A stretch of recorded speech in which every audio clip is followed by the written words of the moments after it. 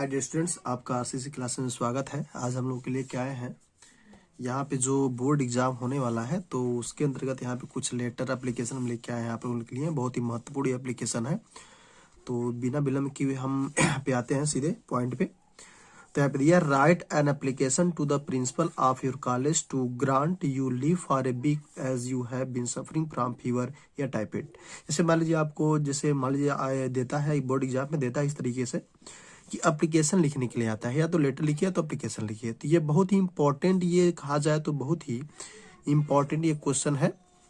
तो जैसे मान लीजिए एप्लीकेशन आपको लिखना है, जैसे आपको बीमारी हो गई, बुखार हो गया है, चाहे टाइफाइड हो गया है, तो उसके ऊपर मान लीजिए आपको लिखना, एप्लीकेशन लिखने के लिए दे देता है। तो हम कैसे लिखेंगे यहाँ पे हम बता रहे हैं।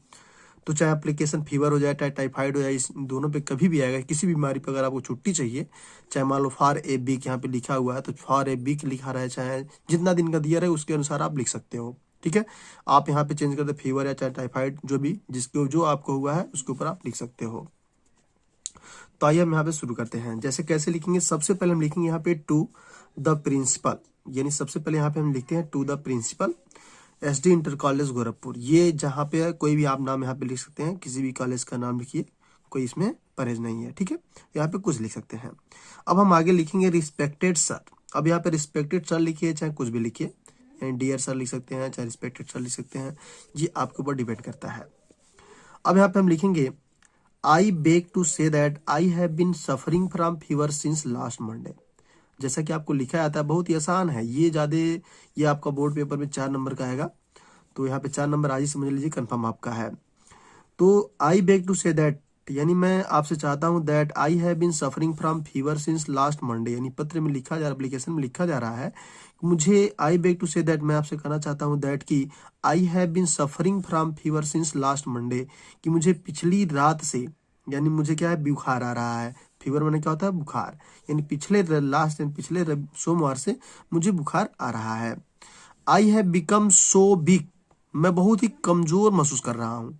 I have become so weak, मैं बहुत ही कमजोर हो गया हूँ। That I can not attend my class, और मैं अपना क्लास जो है अटेंड नहीं कर सकता। My doctor advised me on week rest at home. अब यहाँ पे मेरे डॉक्टर ने ऐसा सलाह दिया है, माई डॉक्टर एडवाइज में होता है सलाह देना, मेरे डॉक्टर ने सलाह दिया है, me an week rest at home, एक हफ्ते घर पे रहने के लिए सलाह दिया है।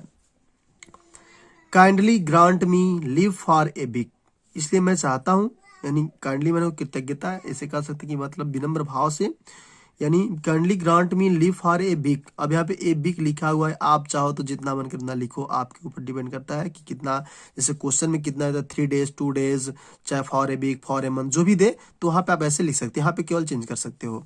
तो kindly grant me leave for a week, मुझे केवल एक सप्ताह के लिए छुट्टी देने की कृपा करें।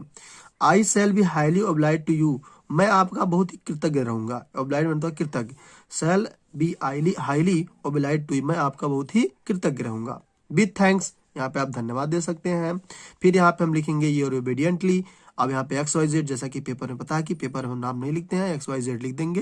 क्लास जो रहेगा उससे हम लिख सकते हैं, रोल नंबर आप चाहे तो लिख सकते हैं, ये भी नंबर लिखा रहता है, ऐसे छोड़ देते हैं। और लास्ट में आपको यहाँ पे जब भी ऑप्शन देंगे तो यहाँ पे डेटेड, तो देखिए ये 4 नंबर का आपका आएगा, इसे आप फिक्स करें, बहुत इंपॉर्टेंट है ये है।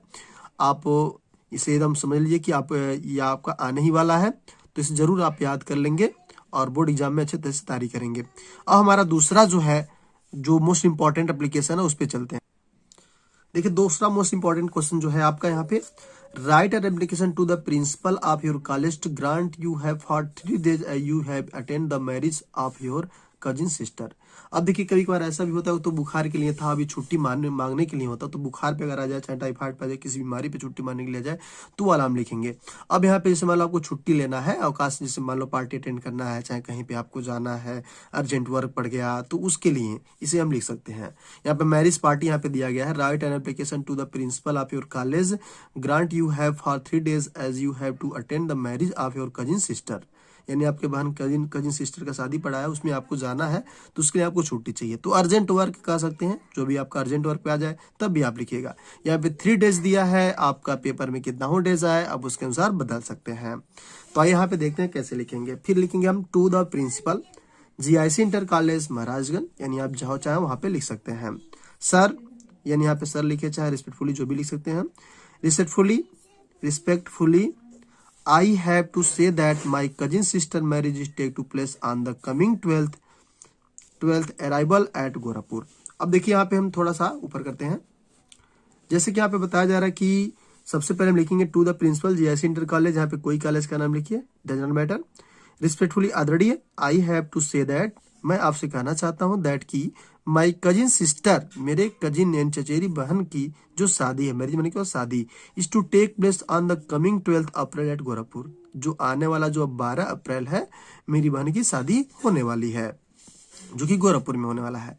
I have to attend the marriage as my father is not in a position to do so, जैसा कि मेरे पिताजी ने कहा है कि वहां पे जाना है, और यहाँ पे देना I have to attend the marriage, मैं पार्टी अटेंड करना चाहता हूँ, मुझे करना पड़ेगा, as my father is not in a position to do so, और मेरे पिताजी ने ऐसे मतलब स्थिति में नहीं है, मुझे जाना ही पड़ेगा। उसके बाद आगे लिखेंगे हम,